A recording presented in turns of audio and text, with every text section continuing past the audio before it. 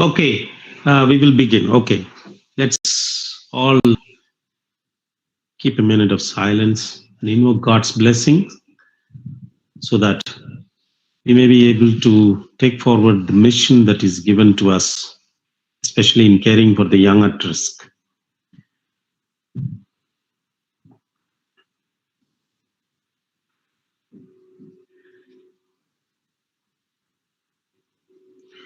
Let's thank God for all the blessings that we have received during these days. So ask God to continue to, let's ask God to bless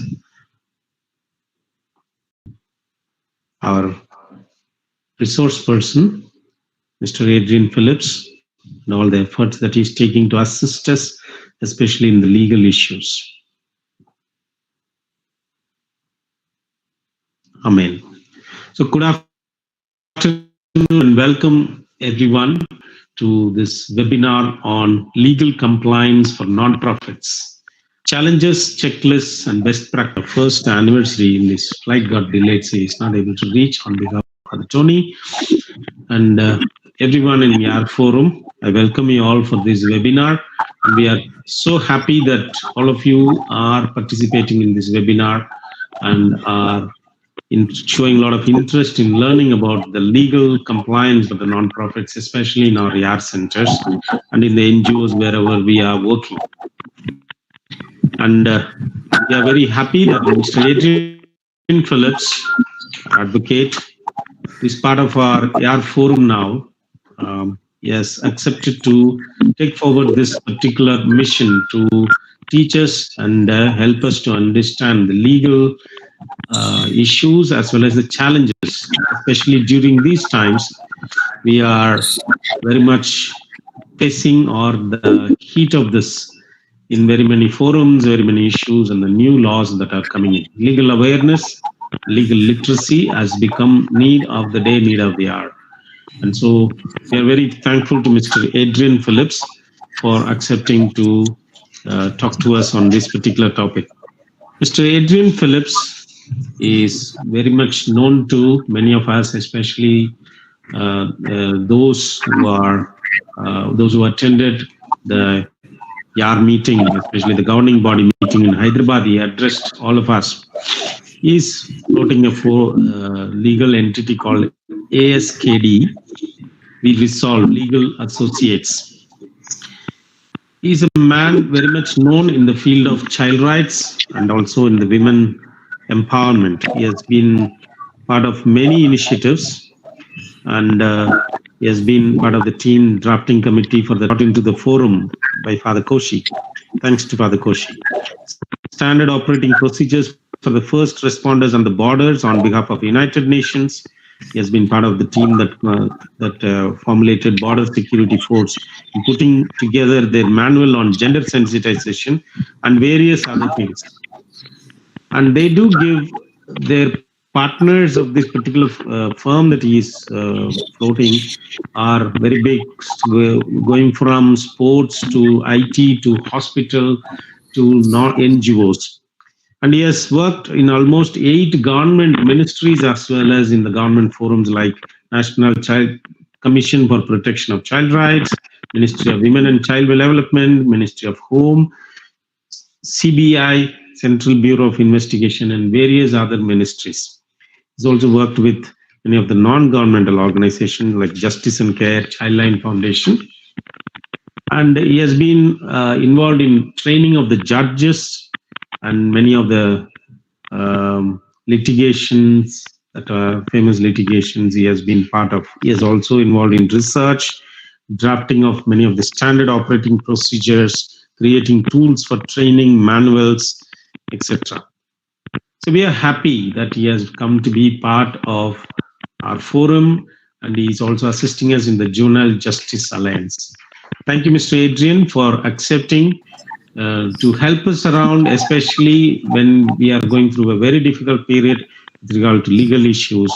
And I'm sure you're going to make us smile at the end of it, that things are not as difficult as we imagine sometimes, and that you are there to assist us. Thank you for accepting.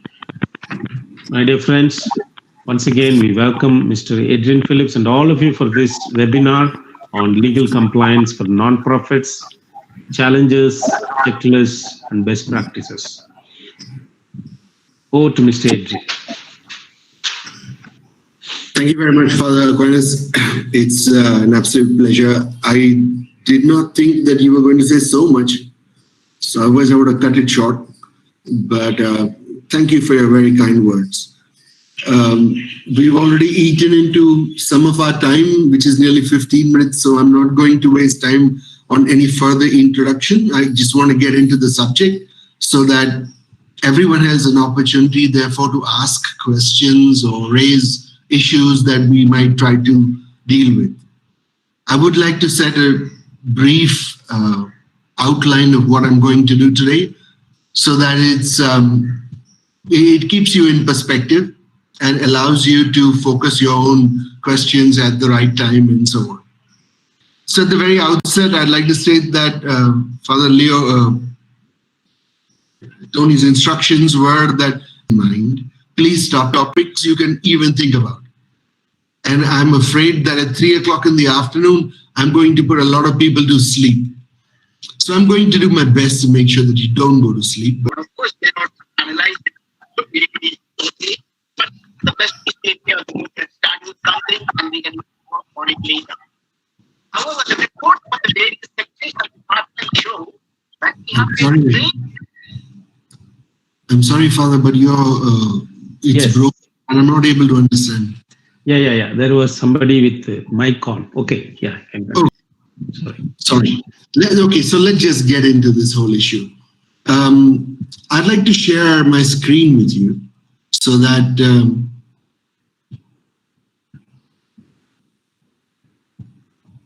it's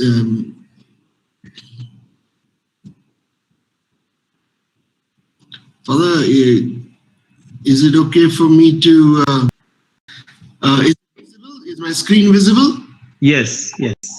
Okay, super, thank you. Fathers, at the very outset, I'd like to just point out to some very obvious things.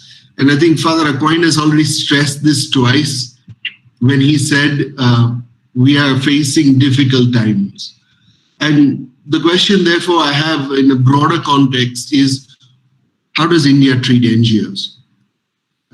And perhaps each one of you here can actually answer this question to the best of one's experience in terms of, do we feel isolated? Do we feel targeted?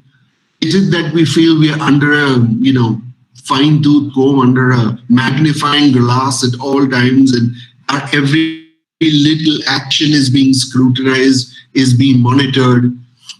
And it's not just about NGOs, but I think activists across this forum feel the same way.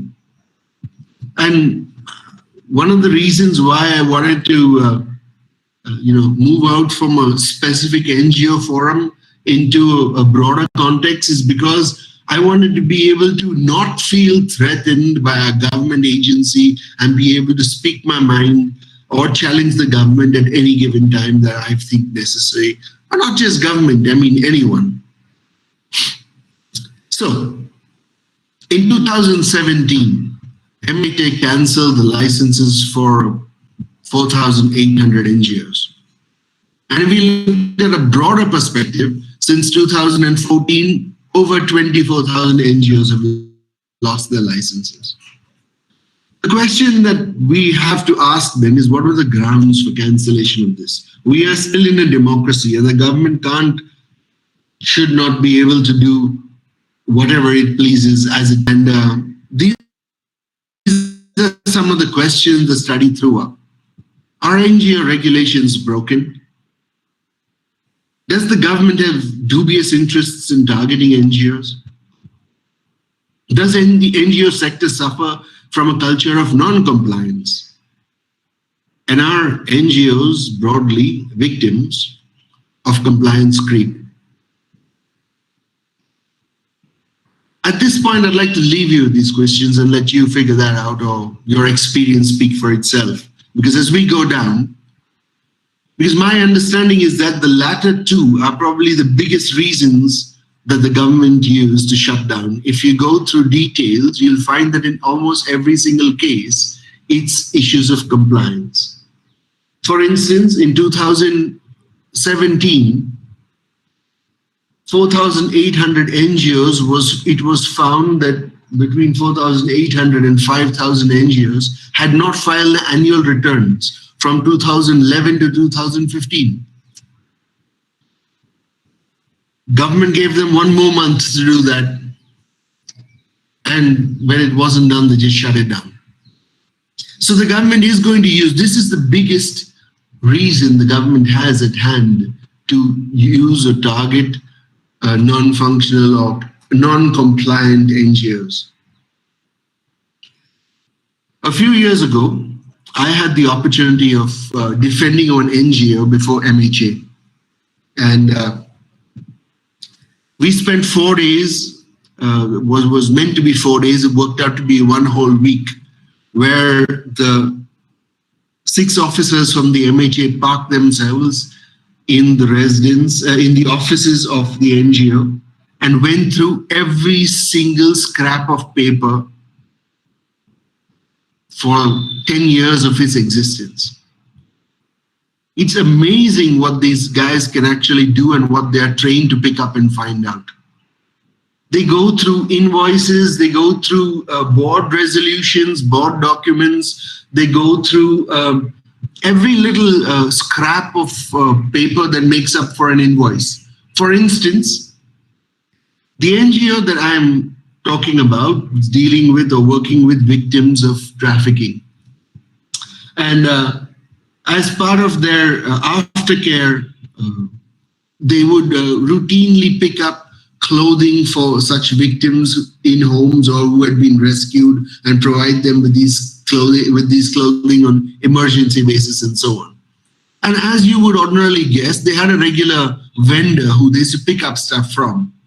So even though this vendor didn't actually sell undergarments and so on a request, he made arrangements for this to be brought, and he sold the same to them out of his office, out of his shop. When the officers of MHA actually came across this tiny little invoice, which was maybe smaller than this single sheet of page of a book, they said, how come this shop sells you undergarments? Why do you buy undergarments? So the staff explained why. So they said, we don't necessarily believe you. Give us the number of the shop. So they got hold of the number of the owner of that shop and called up the shop. And the only question to him was, do you sell undergarments? And that owner turned around and said, no, we don't sell undergarments. Who is this? So he just disconnected the phone, turned around to the NGO and said, this is a forged document. So the NGO then had to explain, no, let us talk to that individual. So they were put on speakerphone with him. They explained the predicament in that sense to him and told him, do you remember we came to your shop? He said, of course I remember you guys and so on. And did you not give us undergarments? And he said, yes, I made arrangements for these to be sold from my shop for you. And that's the only way they got away with it. But this could so easily have gone very, very badly wrong. And it could have resulted in, along with so many other instances, could have resulted in tremendously negative outcomes. Needless to say, this NGO survived the scrutiny of MHA and got away with it. But many, many, many other NGOs do not. So, let's get down to compliance. What is this compliance? Well, how does one understand compliance? What does it mean? In the simplest terms, legal compliance means to comply with all necessary laws and regulations applicable. The reason I spelled out here legal compliance is because there is often an overlap between legal compliance, compliance that comes through your accountants, through your CA, and compliance that comes through human resources. Hence, it becomes often important to distinguish one between the two. I should have brought in a Venn diagram here, which shows a bit of an overlap between these different kinds of compliance, and often there might be the case where I refer you to your CA or refer you to your human resources person to provide you with what you need. Where it is possible for me to do that, I'd be more than happy to do that. But where it's not ordinarily feasible, or I need special expertise for which, I will refer you to the necessary individual. But otherwise, broadly, we can go through this. If I have to widen this meaning a little, it means an organization that complies with all the requirements specified in applicable laws and regulations. Importantly, even if the rules are not 100% clear. This is important. Let me illustrate this for you with probably an example that you might understand. If you have credit card bills or telephone bills, if you don't have credit card bills, then your telephone bill or your credit card bill is due on a particular day. However, the law states that that bill must be provided to you 21 days before the bill becomes due. So if your bill is due on the 30th of November and you are provided this bill on the 20th of November, then there is something very, very wrong. And that company that's providing you this bill is not in compliance with the law. The same applies with us as organizations. Another example would be in terms of a product. A product that is sold, take anything from biscuit packets to Maggi noodles to and so on. If a product is sold and on that product there is a requirement to specify the ingredients or what goes into make the product, or a breakdown of the components of that product, and if that is not correct or accurate, then that product is not, or the company is not in compliance with the law or the regulation. So while it may not be 100% clear or specified, it often is implied. This implication is brought out more effectively in cases in court, in orders passed by the Supreme Court, High Courts, and so on. Let's go a little further. For us as organizations, a compliance would mean full transparency and disclosure of processes and measures and policy to all levels. This means one needs to give an explanation of legal and financial implications of non-compliance and what happens if we don't comply. Compliance is usually tied to some standard framework. This framework outlines the criteria and the best practice that needs to be followed and is measured. What does compliance ensure? Compliance ensures that individuals and the organization, including, and at this point, given that everything is increasingly going online, organizations' information or data becomes very important. And hence this includes that the organization's information is protected as effectively as within the organization's ability.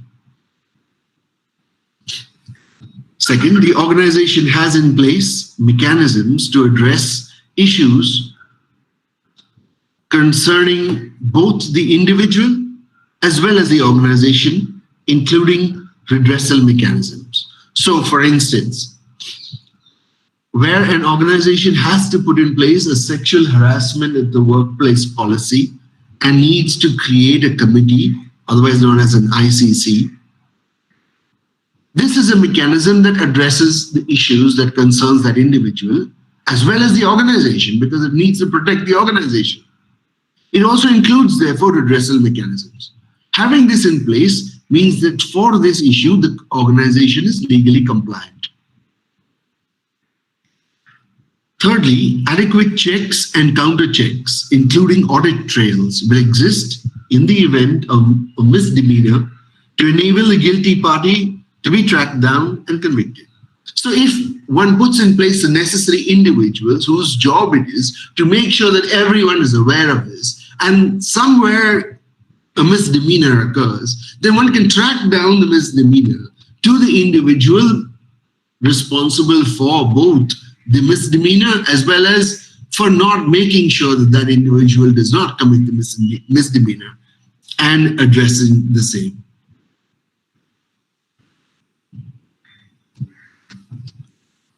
Compliance involves being able to demonstrate. So compliance, to take it further, is not just about knowing and understanding legislation, but we need to be able to demonstrate the organization is in compliance at all times. What does this mean? That means, one, keeping records of checks.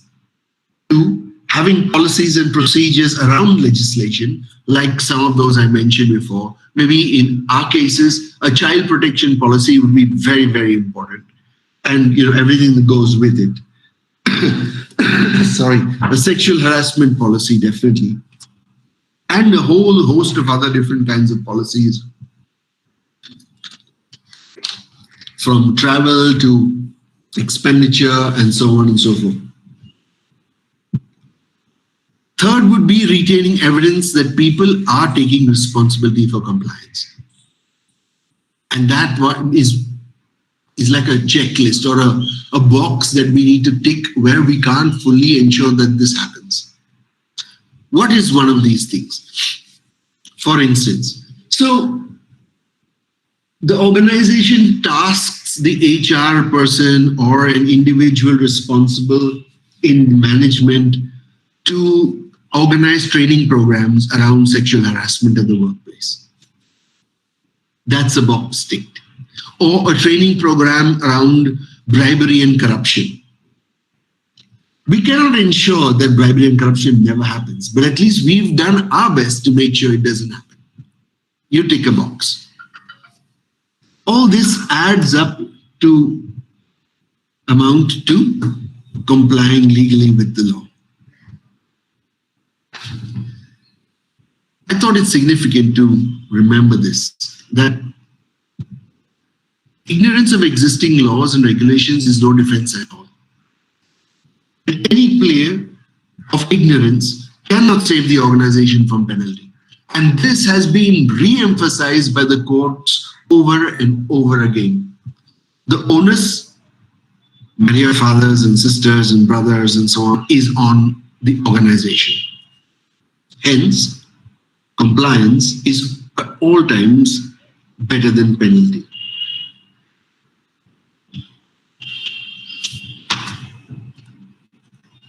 So what are these essential elements then? I've taken employment law as a basis because otherwise I can, spend the next half an hour going through all the essential elements of every single law. So one, being informed sufficiently to know rights and obligations. Two, allocating responsibility to nominated personnel within the organization so that the relevant responsibilities, etc., are driven. What does this mean? This is exactly where you assign a task to an individual. This could be somebody in management, HR, it could be, assigning your local lawyer or engaging Don Bosco Forum lawyer to address this for you, where you do these training programs. And this is part of that ensuring the responsibility is taken. It gets driven down to individuals.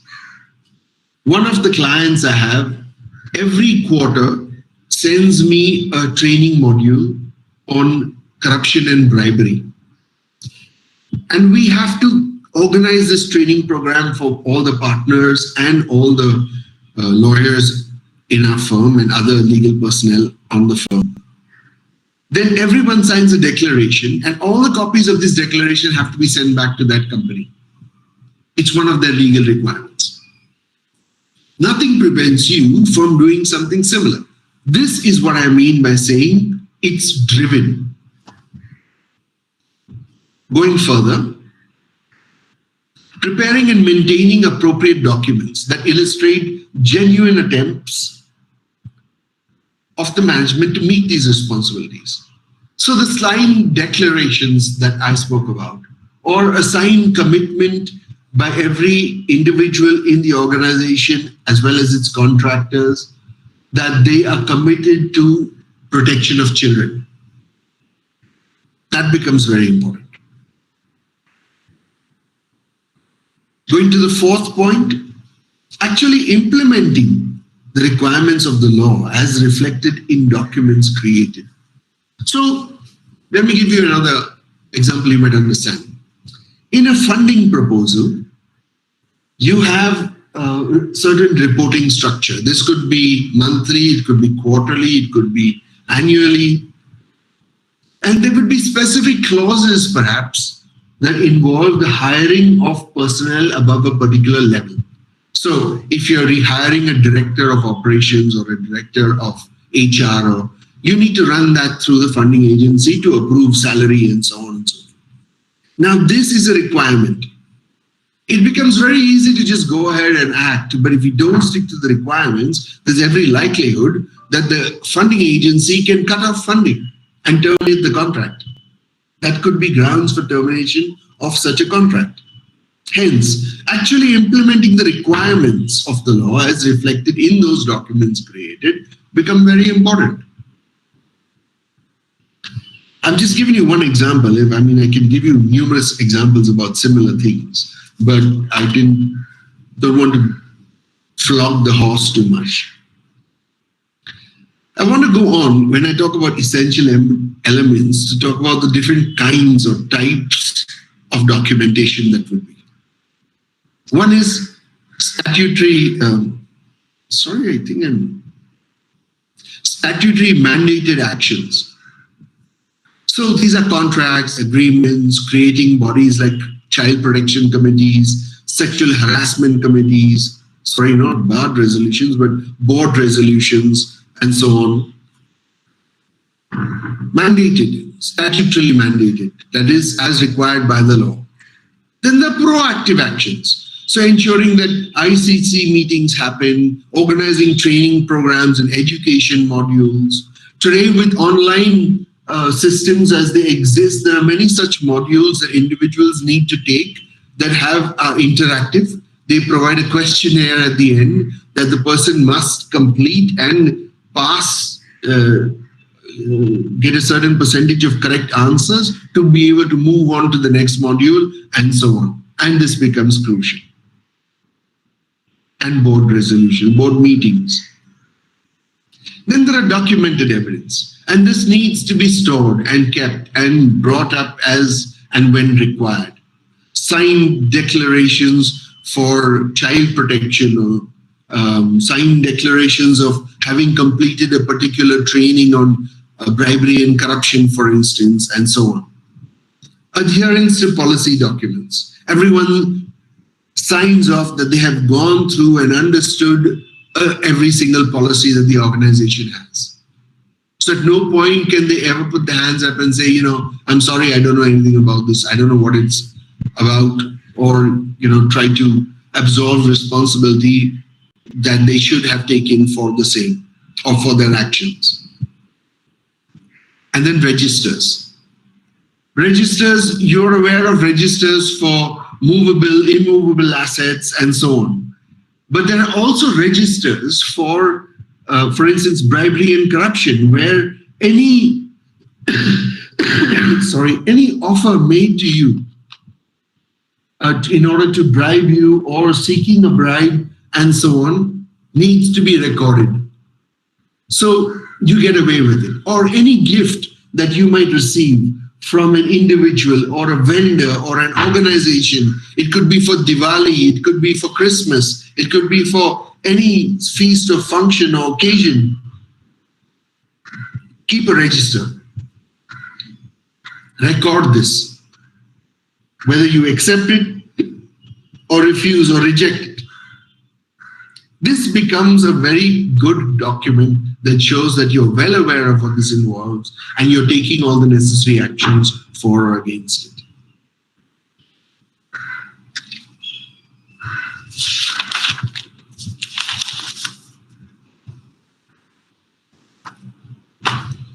Fathers, before I go to the next section of this presentation that I have, are there any immediate questions at this point?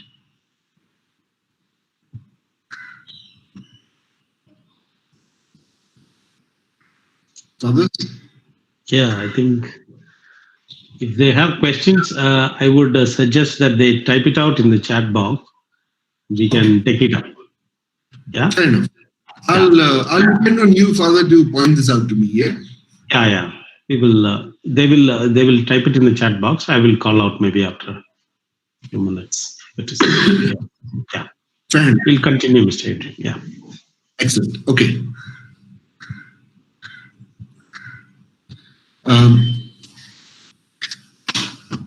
Important question. How do we stay legally compliant? One is, of course, implementing our effective compliance policies. Two will be educating our employees on this policy. And I think that is very, very significant because sometimes we tend to forget, we've ticked our own boxes, but we tend to forget the fact that we need to communicate this to our employees. So this could be through an induction where you go through all policies that you have with a new joinee or new employee, or you have a sit down with one of your vendors or your contractors and spell out some of the important policies that you have. Going forward, staying informed of various regulations with which the organization must comply across all jurisdictions in which it operates and staying abreast of any changes. There are some laws which are state specific, and then there are some central laws.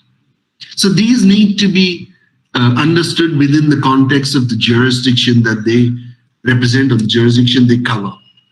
And it must also comply with changes that come about in the laws.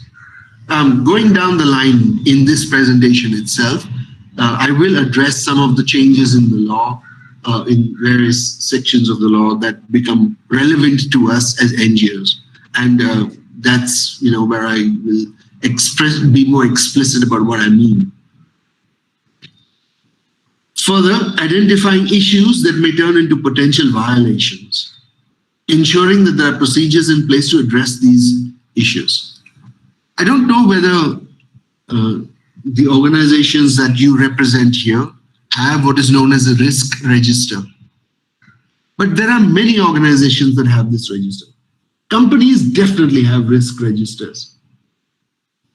Let me give you an organization that has something like this, for example.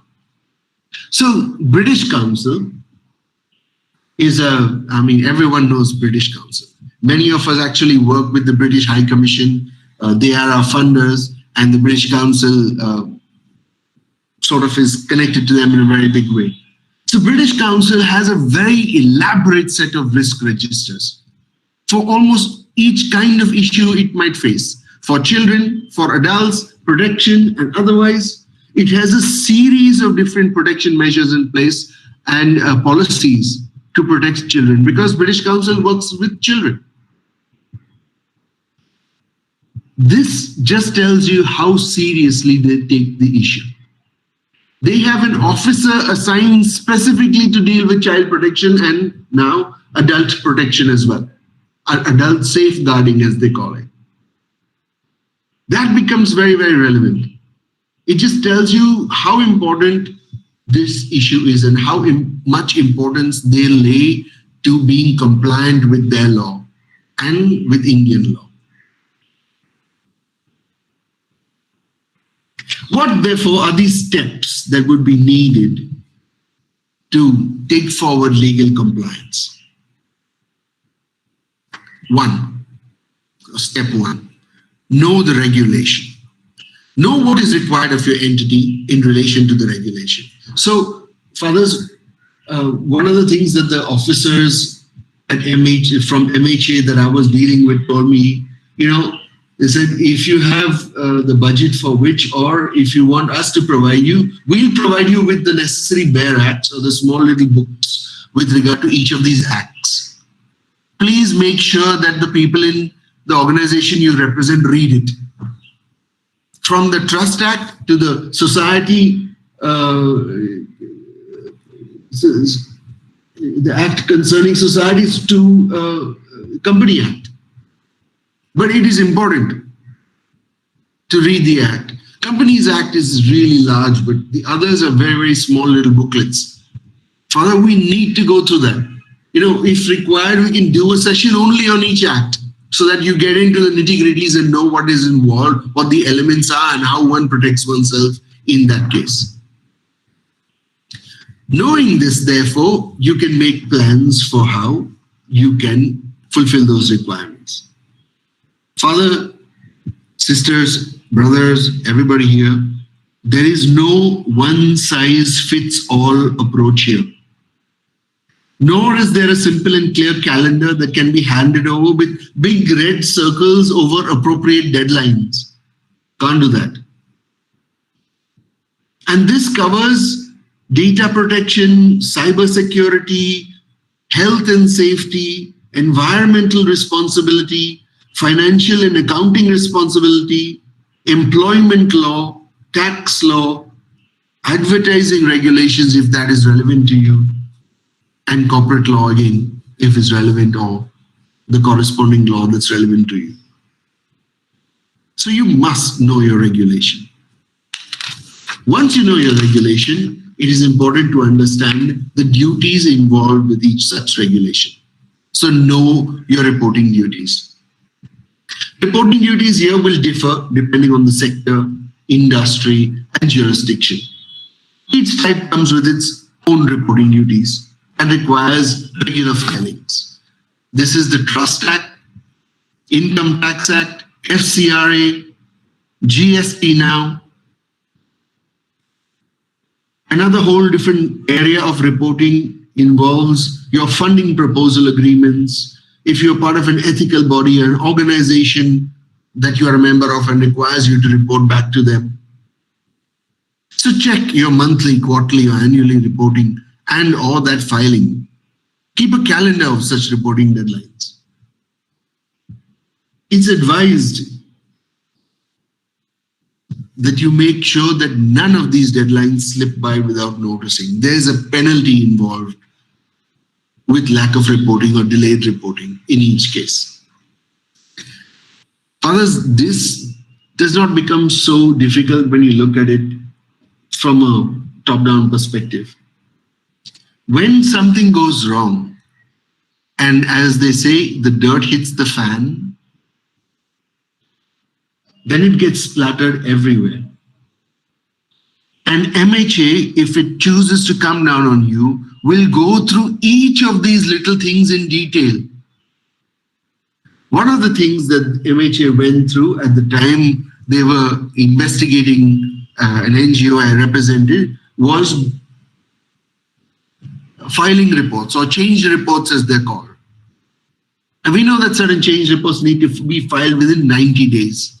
However, there is an online requirement for filing this within 14 days. Somehow we tend to forget that. I think that's Form 14A or something like that. And we tend to forget it. And we think only of the 90 days.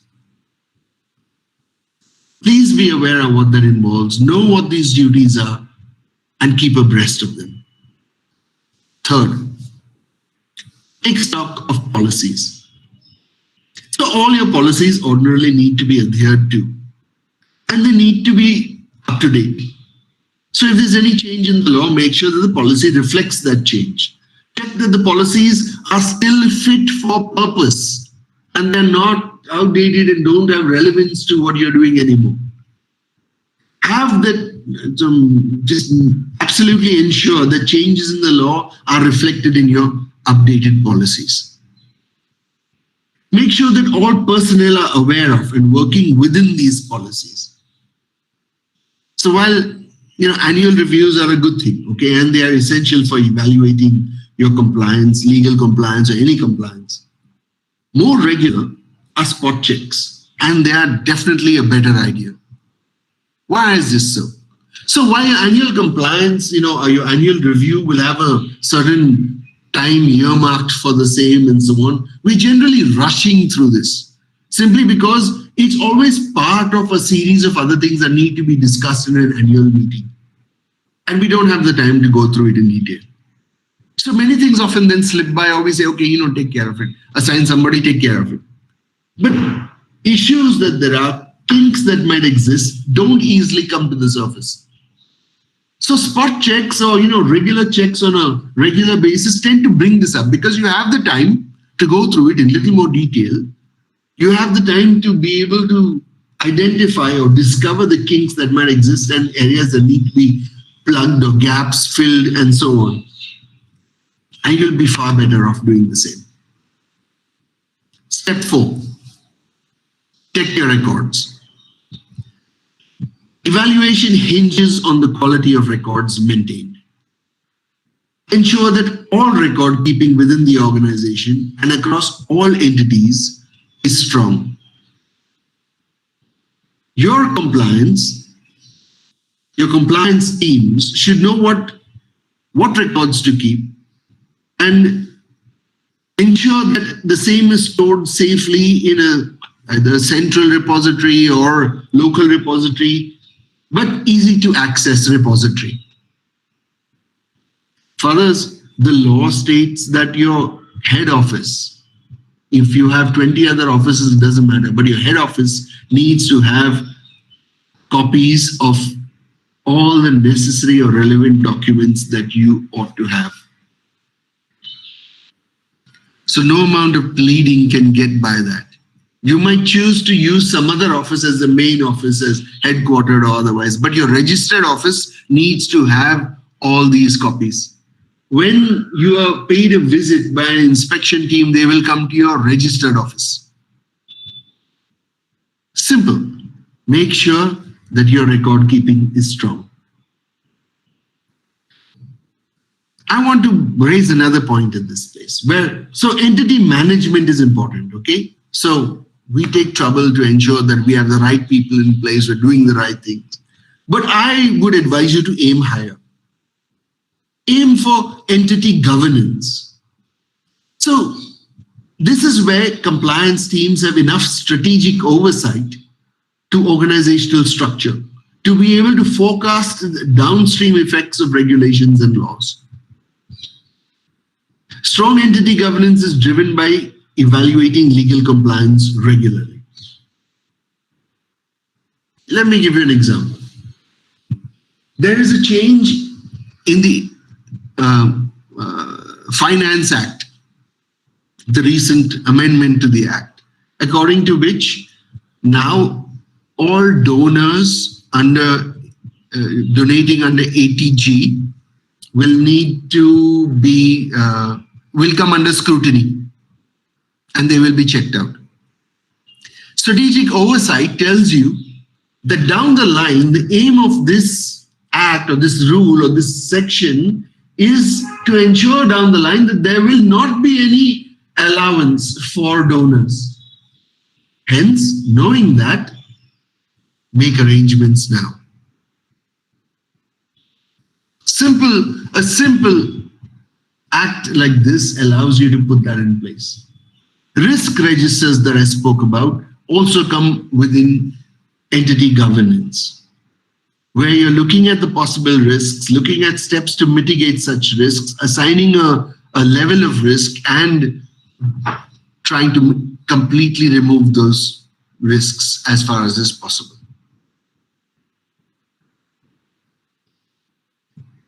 Step 4. So it's not just about the laws. Legal compliance is important, of course. No one wants to see directors fined, after all. But it's just as important to consider the non-legal requirements when evaluating the organizational legal compliance. So what are these non-legal? So One identifies these by asking questions like this. Has the organization signed up to an industry or any other industry codes? Are operations following ethical guidelines? Is the organization compliant to licensing, funding, tenancy agreements, and so on? These can be very, very crucial questions and important questions. Step 6. I said earlier, I'm repeating the same. Remember your employees. You can set up as many policies or processes as you want or as you like. Without communicating requirements to everyone in the organization, you are likely to be non-compliant. So ensure that you communicate requirements to everyone. Ensure that all employees, including your contractors, including vendors, they know and understand their responsibilities when it comes to compliance. Fathers, if somebody wants to drag you into the middle of a scandal or a situation, then you are soft targets. It's well known that priests, nuns, religious institutions are soft targets. They can't defend themselves. So even if your vendor is the one who not otherwise connected to you other than simply that selling you stuff has encountered a problem, they'll use that to drag you into the mess.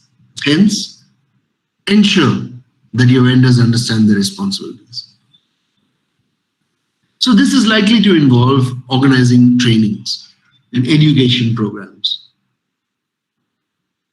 as well as scheduling regular checkups. I spelled out, Father, that these programs are today readily available online, and you can even purchase them. They are interactive. They make for far more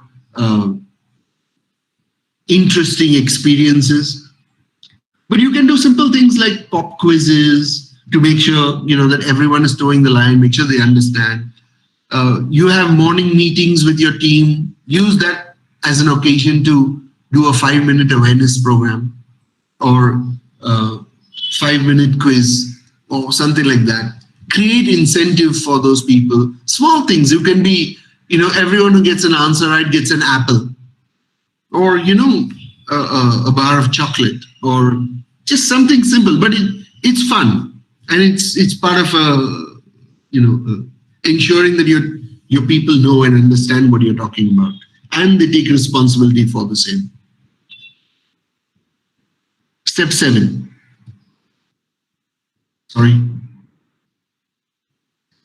Schedule regular compliance checks. So regular checks throughout the organization can be regularly missed. Father, brothers, sisters, we all are aware of how busy we are. I'm amazed that you have been able to take out 1.5 hours to sit on this. But it also tells me how seriously you take this issue of compliance. But ordinarily, we have always got work at hand.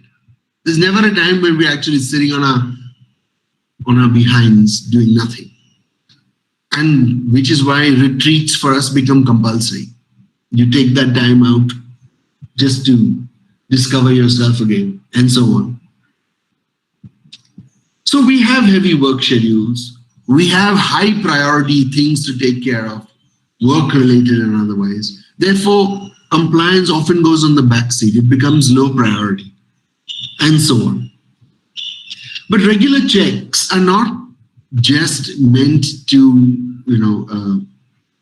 raise priorities. They're meant to ensure that a lot of other things happen as well. For instance, to ensure that automatic filings are happening as they should. And they're not just being, they've stopped happening ages ago and we only discover about it very late. To make sure that there are no new deadlines or no new regulations that are cropping up that we should be aware of. Down the line, we'll come to some of these regulations that have changed. To ensure that processes are fit for purpose, they're not outdated.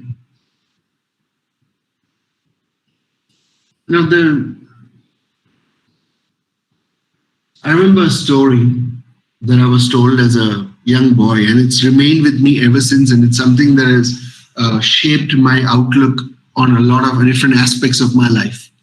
A story about by Father Tony de Mello.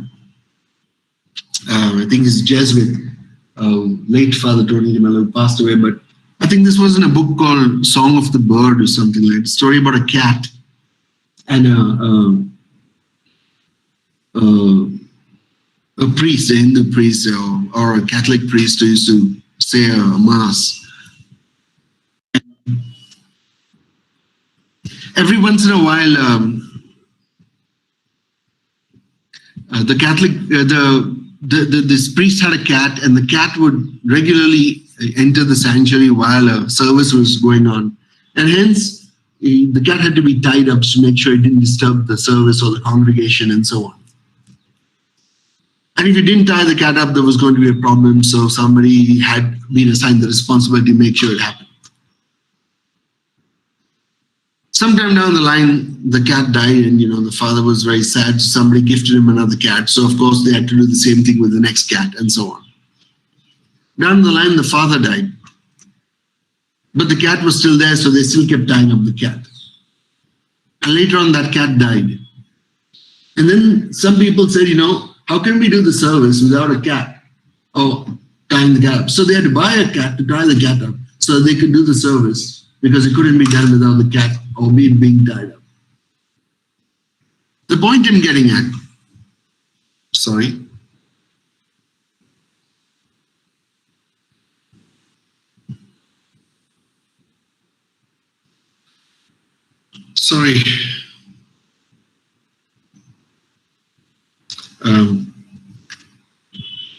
The point I'm getting at is that it's important to know that our processes are fit for purpose, and they're not carrying out some outdated something that doesn't have relevance today, or that things have changed or the law has changed and we are not incorporating these changes. We're still stuck with something that's outdated.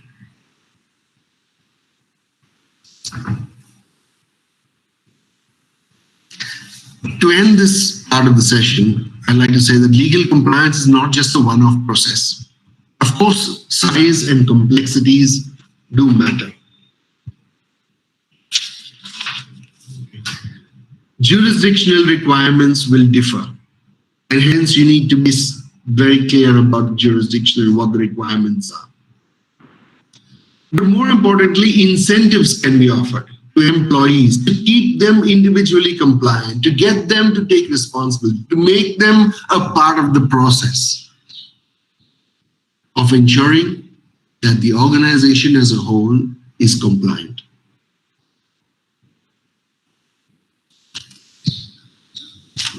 Once again, fathers, if there is, I'd like to, if there are questions at this point. Yeah, Mr. Adrian, there are two questions. Yes. One is, who or what internal monitoring agency that could constantly keep a check on compliance? What is it? Internally, how do we keep a check on on the compliance? That's number one. So ideally, yeah. I'll take this question first and the next. Ideally, Father, it would be good to have an individual assign the responsibility. So if you have a series of directors that support you, then each one gets assigned a responsibility. One takes up child protection. One is in charge of sexual harassment. One is in charge of corruption and bribery. One is in charge of making sure filings happen, corresponding with your CA to ensure that that is done, corresponding with the legal firm or a lawyer or otherwise to do training programs for you as is mandated under the law for sexual harassment, and so on. So you assign the responsibility to different people. It's their job. In a big company, this is now known as governance, where the board takes responsibility for this. The same with your organizations. You all have boards. The board ideally has to take responsibility for this. And that responsibility is passed down to individuals who report back to the board. That is the mechanism that needs to be settled. Then today, This wasn't, a few years, it wasn't there in place, but now today all companies have an internal audit team that is responsible to the board. And this is the team that does that. They look at processes, something as simple as, are approval mechanisms in place? So for every amount of money sanctioned for whatever, do people seek approvals? Is that system in place or not? Or do we dish out money from a cash box and as and when convenient to us? If you're making a significant purchase or hire, is a board resolution sanctioning that in place or not? Somebody takes responsibility for that. Ideally, that is the secretary to your board. Approval mechanisms, your accountant or the person managing the job along with your accountant. For different other aspects, statutory and otherwise, you have a different individual. And you take it forward. So, ASKD Legal does training programs for a couple of companies on sexual harassment. And a couple of my partners sit on their ICC as well as the independent individual. And that becomes important. Somebody takes that responsibility. So it really depends on who you assign.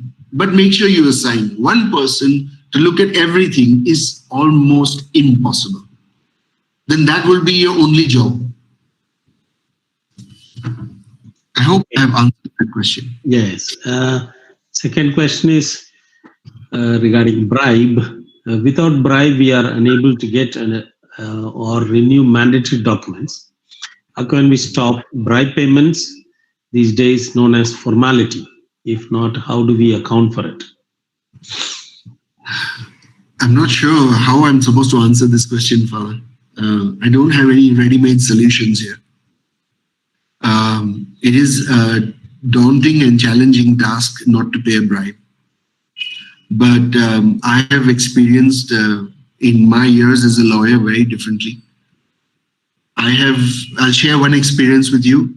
In a court that I was appearing in a matter, and normally you pay the court clerk or the adjutant a certain amount of money, but I have never paid that person. That person knew that I represent NGOs, that I work on child protection and so on. On the given day I'm referring to, I appeared in court, and the judge, I was making an application for exemption. The judge told me he wants it in writing.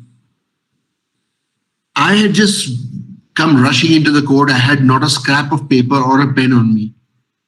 So a lawyer sitting nearby said, you know what, take my paper. He gave me a sheet of green paper and a pen, and I had to draft an application. But I can't file an application like that without the necessary court fee stamp. This was 3:45 in the afternoon. The local court clerk there, I turned to him and asked him, it's 3:45. Any chance that the stamp vendor will be open? He says, no chance, sir. 3 o'clock they close, 3:30 officially, but 3 o'clock only they close. So I said, oh my God, where am I going to get this from? So he said, wait, sir, give me 5 minutes, I'll get you something. The court clerk then went out, found the necessary stamp, came back to me and gave it to me. It was a 10 rupee stamp, or 5 rupee at the time. And I needed to put a 5 rupee stamp. So I told him, I'll just give you the money. I don't have my wallet with me. So he says, Arey, sir, don't worry. I'll recover it from somebody else. I know you people don't give bribes and you all don't take money like that. So even I won't take any money from you. Father, it is possible, but it's not always easy. At another time in Thane, I spent a whole day sitting inside a courtroom, waiting for the clerk to give me a copy of the testimony. A whole day I sat there. By evening, the judge turned around and asked me why I was sitting there for the whole day when a matter was not called out and I didn't appear before the judge. So I explained why I was sitting there. So he turned around and told that person, when you're waiting for what? So no, sir, we're very busy. I told him at the end of the day, I'll give it to him and so on. So make sure you give it to him. It was a day wasted for me, and maybe it'll be 2 or 3 days wasted in the long run. but we need to persevere. That's all I can say. Thank you, Mr. H.J. Other solutions. Yes, I think we will proceed as and when more questions gather up. We will stop. Sure. Yeah. Okay. Legal compliance for NGOs. Others, as I go through this, you might find that there are many things you know. Being heads of institutions, I would expect that you know this. Nonetheless, I put it down there, and I will go through this a little quickly so that we are not hung up on it. If there is anything, I'm happy to address it at any given time. So legal NGOs are registered as either a trust or a society or maybe a company under Section 8. Okay. Each has their own set of requirements. For instance, a trust is irrevocably deprived of any interference of judicial forums. It functions on its own. A society is registered with the Registrar of Societies. That's the central body. The society must inform the registrar annually about changes, for instance, in the quorum of the society. It must be informed of legal compliances and so on. The Section 8 company comes under MCA, the Ministry of Corporate Affairs. This is filing is done through the Registrar of Companies with the required approvals. So it is compulsory to do annual legal compliance. And this is comparable to any other company. So it can be pretty heavy. It, of course, reduces the interaction with the company, with the registrar, but each has its pros and cons. There's a general misunderstanding that since NGO work is not for profit activities, NGOs are immune to all forms of taxation, reporting, and so on. Please understand, this is a huge misnomer, or complete misunderstanding. That is definitely not the case. And in the current environment, take it for granted that you will get targeted at some point. There are a whole series of different requirements. So you need a PAN. Sorry. You need registration under Section 12A,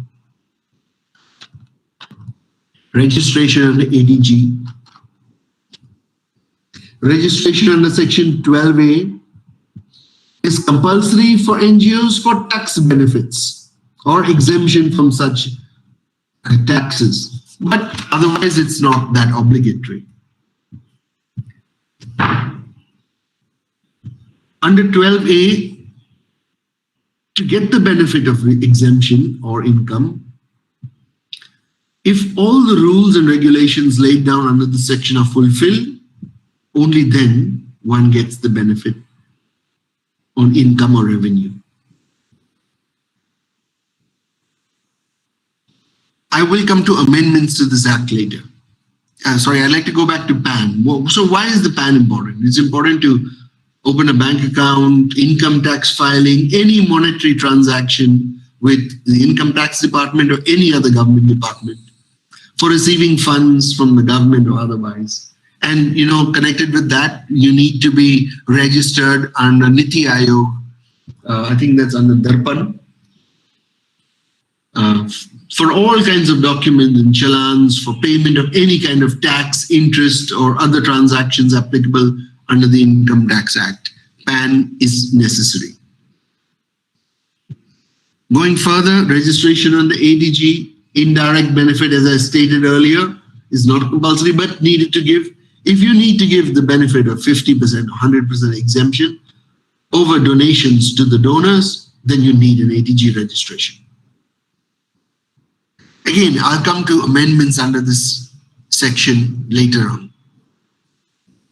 FCRA registration, amendments can be disastrous for us, but we come to it. A TAN, again, very necessary. GST, which reflects correspondingly. So if the gross revenue from work crosses the basic exemption limit of GST, and if services provided include research or some sort of consultancy, then you do need GST registration. Professional tax, registration under professional tax. So different states have different legal compliances or rules or regulations for professional tax. This is what I specified earlier as a state subject. As a specific jurisdiction, we need to know what is involved. I've put this next point as retirement advantage. By this, I mean Provident Fund, gratuity, ESIC, Employees State Insurance Corporation. If NGOs develop and the size of the employees or number of employees are more than the prescribed limit in the Act, then the above become very, very necessary and pertinent under legal compliance. We need to know what these are. And shops and establishment licenses. This becomes applicable if the NGO employs any person in their office to carry out work pertaining to the NGO. Then you do need to have a shops and establishment license. From here, I'd like to take you to what happens if we are not compliant with the requirements under the law, regulations, or rules.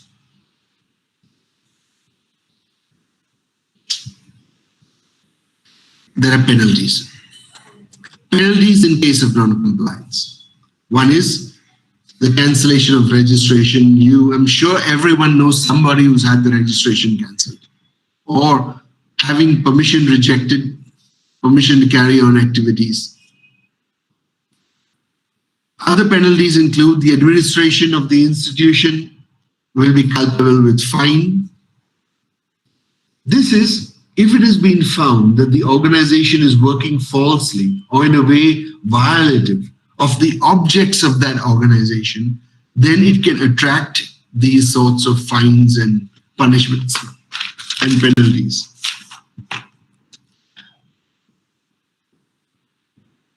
Each official, along with the chief functionary of the organization who is in default, would be culpable with detainment for a term or a fine which will not be under 25 lakh rupees or both. Everything has been taken up. We need to know what these are.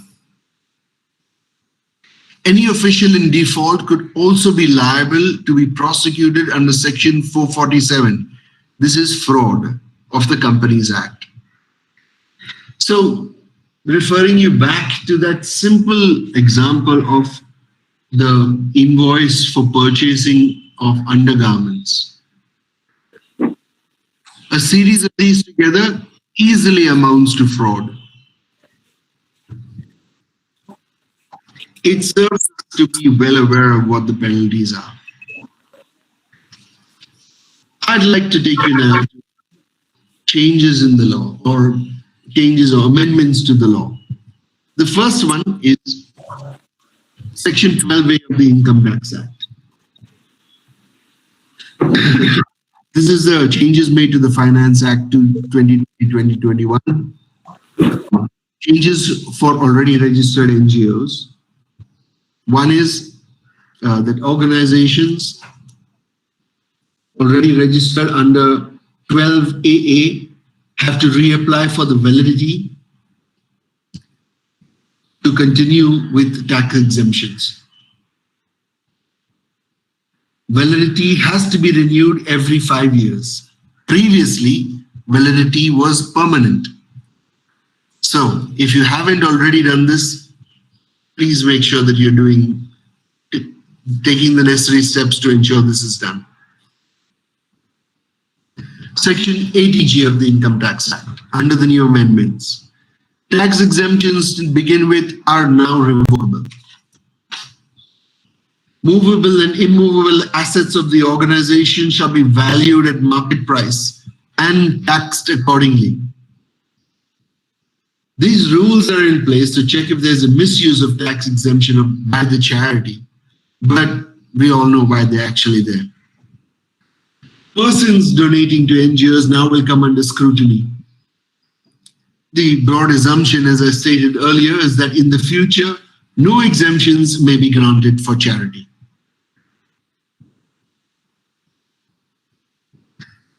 The Foreign Contribution Regulation Act. Under Section 3, I think, there is a prohibition of public servants receiving funding.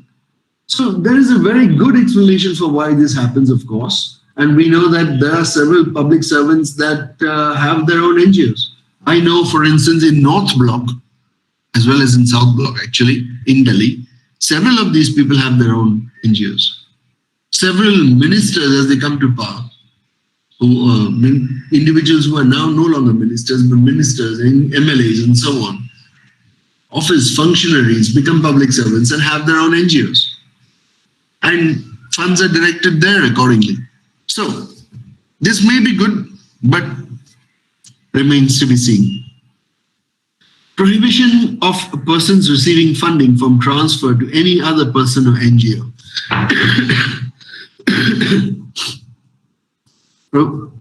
And this includes unregistered individuals. This is said to target funding agencies. The question is, does it really target funding agencies, or who does it target? And how does it expect NGOs to carry out this work at grassroots everywhere all the while? Where is the question of partnership? How does it work? I think NGOs, that is us, and many others like us, are going to have to now discover new ways of actually partnering with other organizations to roll this out. Third is lowering of administrative expenses from 50% to 20%. This is in keeping with broadly across the sectors. But we are aware that many companies have to, under certain criteria, have to allot 2% of profits towards CSR activities. Now, only 5% of the CSR funding may be used for administrative expenses.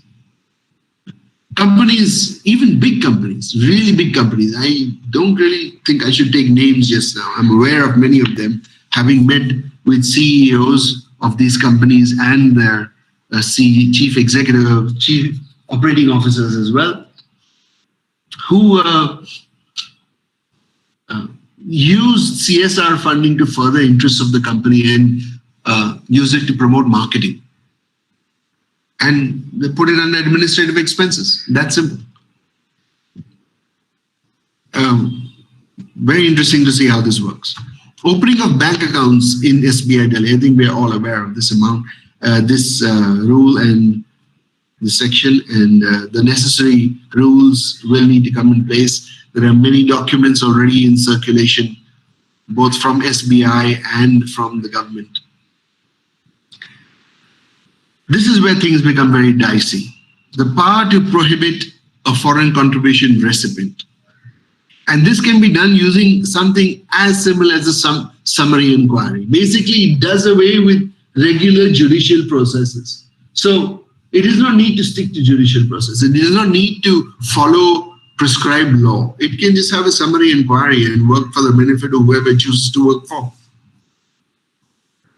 Aadhaar cards for all office bearers, key functionaries. I know several people who pulled out from being key functionaries of organizations simply because they didn't want to let the government in on who they are. So that's distinctly something we have to deal with. As well as foreigners who are on boards and so on need to submit passport copies and other such documentation. Suspension. Earlier suspension was up to 180 days. That has doubled to 360 days. Personally, I'd like to believe that the government has actually done that because there have been NGOs that have survived 180 days without any funding. So it wants to ensure that they cannot survive, but that's a personal view. Voluntary surrender of certificate. This allows for voluntary surrender. Of course, the government has within its powers to then choose to prosecute or not prosecute and take things forward. But FCRA. I'd also like to get to a couple of checklists. Fathers, brothers, sisters, you're probably already aware of these annual compliance checks. Auditing of accounts, filing annual returns, foreign contribution reports, furnishing of TDS certificates if required, and so on. What I put here is GST. While there are annual filings for GST also could be monthly and quarterly filings. So it's not just necessary to have annual compliance. That is one of the things that I'm stressing you need to know about. Lack of knowledge about this does not absolve you from prosecution or penalty. Change reporting, you're already aware of that in respect of trustees, movable assets, immovable assets, changes to be communicated within 90 days, changes communicated online within 15 days, and so on. Accounts and audit checklists. This ordinarily would be something that your CA would need to advise you on, but the list is pretty standard. It goes across the board. I would advise you to maintain registers. That is really, really crucial. Believe me, the MHA officers went through every single one of the registers that they kept calling for. And they kept pointing out to this, where is this particular thing, where is that particular thing, from laptops to hard drives to desktops to phones, everything that comes under that, assets. When you assign funds or property for purposes other than those mentioned, you need to be within the objects of the organization. So utilization of office vehicle for whatever is important. But we need to be within the objects of the organization. Let's go further. Just for outstanding amounts, tenders or quotations for amounts more than rupees 5,000. Compliance with Section 35 of the Act while making investments, complying with Section 36 while alienating immovable property, filing of budgets. Believe me, fellas, when you get checked, they ask you for quotations, they ask you for budgets, they ask you for tenders, and so on. And ensuring adherence to all aspects of propriety, prudence, and legality. I took all these checks and balances as an example in respect of trusts, because otherwise, it will just go on endlessly.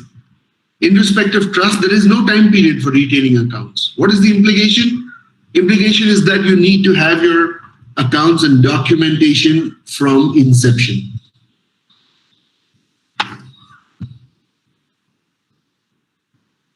Others, legal compliance is everyone's responsibility. I spelled that out earlier. But at the end of the day, management is ultimately accountable. And one person on whose head everything falls is the chief functionary of that organization. So please ensure access to documentation and approval process and make sure that all of that is in place. I'd like to leave you with a set of questions for you to be able to do a self-examination. Can you demonstrate a commitment to compliance? Have you determined your compliance obligations in each jurisdiction and for each entity? Have you considered the impact compliance requirements will leave on your organization? Have you taken the organizational and technical measures to comply with such requirements? Do you have a regular program to self-assess compliance, internal audits, and so on? Have you put an annual management review into the board calendar? Fathers, these are very, very crucial compliance questions. Schedule the time for it, schedule the space for it. I believe going down the line, Father Tony and Father Aquinas will circulate questionnaires. The reason I've suggested it is that we are able to help you put in place what you need. It will help us understand what you have or what you don't have. It will help us understand what is prioritized and what is not. It will help us understand where focus or importance needs to be laid, please make the time to do it. I know for all of us who are field workers, who are constantly moving around, constantly at our jobs, it's difficult to do that. But my earnest request to everyone is please make sure we do that. Thank you. I take questions now.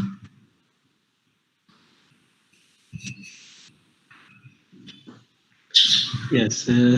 If there are any more questions, you could just put your hands up. There is one in the waiting. What is the importance of civic formation along with spiritual formation? Father, at the end of the day, our Bible tells us that we need spiritual formation, but I think Jesus in one of the parables was very, very clear when he said, give unto Caesar what is Caesar's and give unto God what is God's. The civic comes under Caesar's. That is the importance we give it. Yes. Any other questions?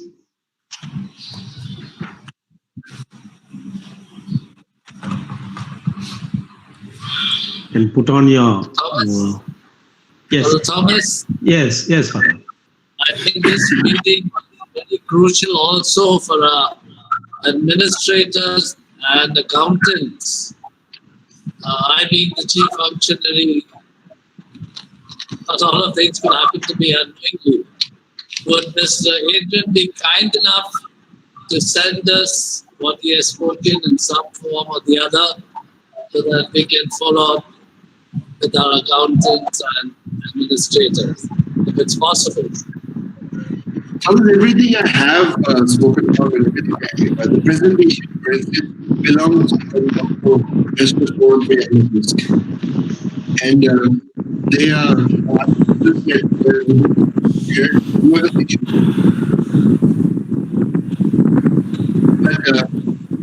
if we need to put something more detailed in place, this is very broad, of course, and just touches on everything in the interest of time. But if you wanted some little more detail, we could get into it. Especially regarding the FCRA, there are a lot of things, new things that have come in. Yes, Father. I broadly put it out here in terms of the specific points that it brings in, but we can go into it in more detail and what its implications are. Yes. Thank you, Father, for the question. Thank you. Kindness. Yes, Father Joe Prabhu. Maybe out of the whatever was talked about, I am just asking what is the situation of this NCPCR issuance of that letter, and what is the follow-up and what is the outcome?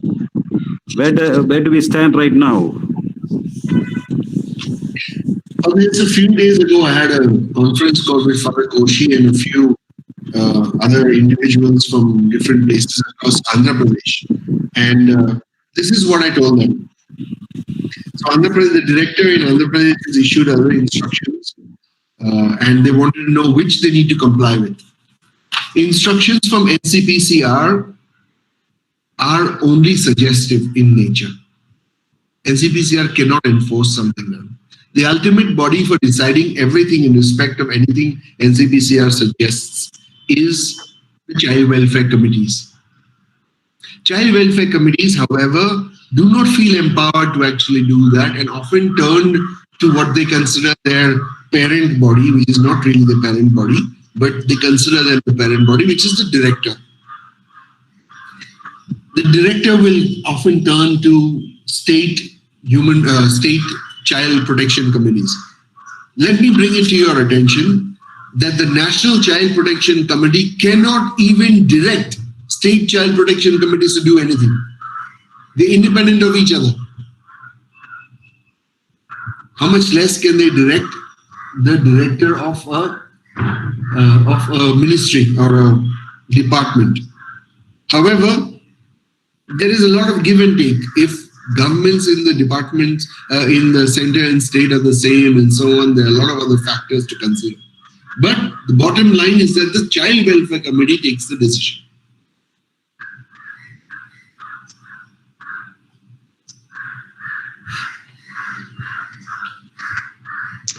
Yeah, thank you for that question. Thank Any more you. questions? Yeah.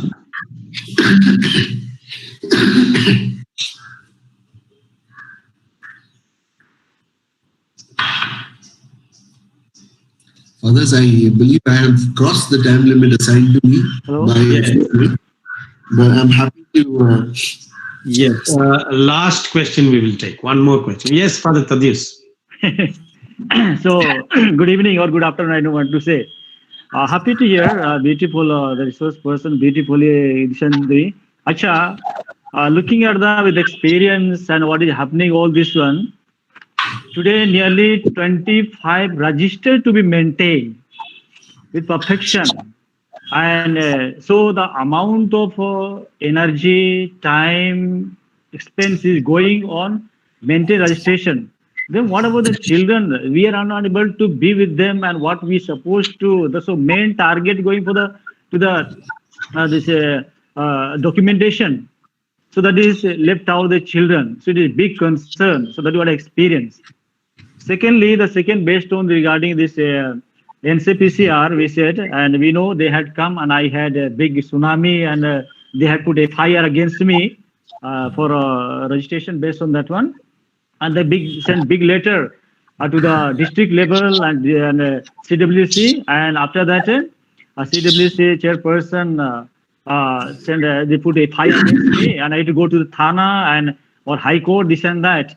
But since Don Bosco, past people, they were very helpful to me, and so as sir said that they can suggest only NCPCR, they cannot enact, but suggest. What was coming strongly to the CWC? Please punish this director and this and that. So they put a fire. But God has been good, and at the end of it took nearly 1.5 years, and we were able to get the registration. Big battle. So my dear friends, what I will tell you that we have to be alert, awake, and be always constantly. I'm grateful to Father Aquinas. Often he comes to Guwahati, and he personally goes and visits 5 homes we have got, and documentation follows. Today we have to give extra attention to documentation. That can save us. Otherwise, I can tell you, only service, only no use. That one tell you. So thank you for enlightening, and today I feel so happy, and and surely this will motivate us to go ahead. Thank you, Aquinas and sir. Thank you. Yeah. Thank you, Father Thaddeus. Due to lack of time, we will not take any more questions. Now, I request Father Alfred. Put the questions down and for me to respond to them on email. Yeah, we will collect the questions and then we will respond to them Yes, individually. So I request Father Alfred Paul to propose the word of thanks. Okay. Good evening, everyone. Can you hear me? Yes, Yes. Good evening. Good evening. Okay. I'm really privileged to propose a vote of thanks at the end of such a wonderful learning session on Don Bosco standards of care, legal compliance for non-profits. On behalf of Don Bosco National Forum for the Young at Risk, and on behalf of all the YAS Center directors, delegates, staff, and the participants from all the Salesian provinces of India, I would like to sincerely thank Advocate Adrian Phillips for so wonderfully and with authority expounding the topic standards of care, legal compliance for non-profits, challenges, checklists, and best practices. It was really an eye-opener and a learning experience for each one of us who were connected to this webinar. We are really grateful to you for sharing your expertise in the field of legal compliance for us who are in the field of empowering the marginalized, especially the young at risk. Thank you, dear sir, for this eye-opener and helping us to face the legal issues of our field of work with legal support and the expertise from the right source. We are happy to have you as our resource person today for this webinar, for saving us or penalties when we don't comply with the law by meticulously following the checklist. We look forward to more such webinar and expert advice and guidance in our work of empowering the marginalized. We hope and pray that the good Lord may bless you abundantly and empower you to empower the society and especially the NGOs to be the elements of social change in the society where we live. And